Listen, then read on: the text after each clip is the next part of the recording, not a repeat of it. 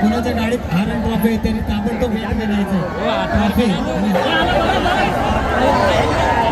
या ठिकाणी सन्माननीय कर्जत खालापूर तालुक्याचे लाडके आमदार महेश थोरे साहेबांचा या ठिकाणी सत्कार होत आहे. त्यांना सन्मान चिन्ह आणि पुष्पगुच्छ देऊन चला.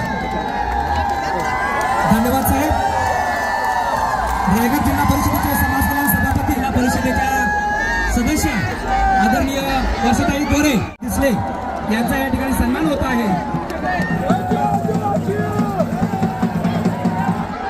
अतिशय कमी वेळामध्ये मी सुधाकरभाऊ गोरे साहेबांना विनंती करतो शुभेच्छा. 9 ऑगस्ट जागतिक आदिवासी दिन. जागतिक आदिवासी दिनाच्या माझ्या सर्व आदिवासी बांधवांना आणि भगिनींना माझ्याकडून हार्दिक नम्र शुभेच्छा आहेत. आपल्या सर्वांना माहिती आहे प्रतिवर्षाप्रमाणे 9 ऑगस्टमध्ये आपण सर्वजण आनंदात उत्साहात हा आदिवासी दिन साजरा करत असतो. मी कर्जत तालुक्यामध्ये अनेक वर्ष पाहत आलेलो आहे. या कर्जत तालुक्यामधील माझ्या आदिवासी बंधू भगिनी असतील. या दिवशी आपलं सर्व राजकारण बाजूला ठेवून सर्व एकजुटीने आपला हा सण साजरा करतायत. आपल्या सर्वांना माहिती आहे की आदिवासी म्हटलं की या भारतामध्ये आधी कुठला समाज आला असेल तर तो आदिवासी समाज आला हे सुद्धा आपल्या सर्वांना. आणि आदिवासी समाजामध्ये आदिवासी समाजाने आपल्या देशामधलं जल जंगल आणि जमीन जपण्याचं आणि ती संस्कृती जपण्याचं काम कोणी केलं असेल तर माझ्या या आदिवासी बंधू भगिनीने केलेलं आहे. हे सुद्धा मी सांगायला नाही. मी आपल्याला जास्त काही बोलणार नाही. आपण सर्व आनंदात उत्साहात आहात. आपल्याला सर्वांना शुभेच्छा देण्यासाठी व्यासपीठावर आपल्या मतदारसंघाचे आमदार महेंद्र थोरवे, त्याचप्रमाणे तुमच्या आदिवासी संघटनेचे अध्यक्ष कांताजी आबळे साहेब असतील, जिल्ह्याचे अध्यक्ष माळोजी निरगुडा असतील, आमचे समाज कल्याण सभापती नारायणजी डामसे असतील, सर्व प्रमुख पदाधिकारी असतील, सर्व पक्षाचे सर्वच प्रमुख कार्यकर्ते असतील, त्यांच्या सर्वांच्या वतीने आपल्याला मी मनपूर्वक शुभेच्छा देतो. परंतु आदिवासी बांधवांच्या पाठी मी कायम सांगतो मी आजही तुमच्या बरोबर आहे, उद्याही तुमच्या बरोबर आहे, यानंतरही तुम्हाला सर्वांना मनपूर्वक शुभेच्छा देतो आणि थांबतो. जय हिंद, जय आदिवासी. आजचा हा तुम्हा सर्वांसाठी, माझ्या आदिवासी बांधवांसाठी आजचा दिवस हा उत्साहाचा दिवस, आनंदाचा दिवस. 9 ऑगस्ट हा जागतिक आदिवासी दिन म्हणून साजरा होत असताना देशभरामध्ये क्रांती दिन म्हणून हा दिवस साजरा होत असतो.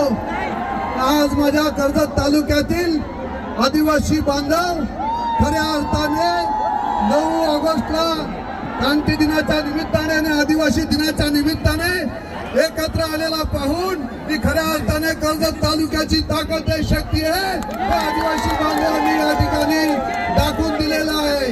आणि म्हणून आज आपण पाहतोय की आदिवासी समाजाची असणारी संघटना आणि या संघटनेच्या माध्यमातून दरवर्षीप्रमाणे या आदिवासी बांधव एकत्रपणे येऊन नेरळ पासून सुरू होणारी ही रॅली ही या कशेळे नाक्यावर या ठिकाणी येत असते.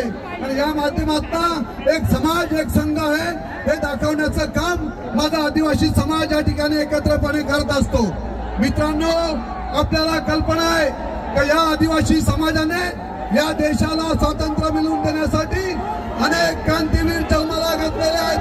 बिरसा मुंडा असतील, भगवान बिरसा मुंडा असतील, भांगरे असतील, राघोजी भांगरे असतील, नागा कातकरी असतील, यांच्यासारखे महिलांसाठी सुद्धा नेतृत्व करणारे, आदिवासी महिलांचं नेतृत्व करणाऱ्या आपण राणी दुर्गावतीला पाहिलेलं आहे. त्या आदिवासी महिला भगिनी म्हणून या साऱ्यांनी या समाजासाठी, संपूर्ण या भारत देशासाठी फार मोठं योगदान माझ्या आदिवासी समाजाने या ठिकाणी दिलेलं आहे. आणि म्हणूनच या मतदारसंघाचा आमदार म्हणून माझी ही दुसरी टर्म आहे.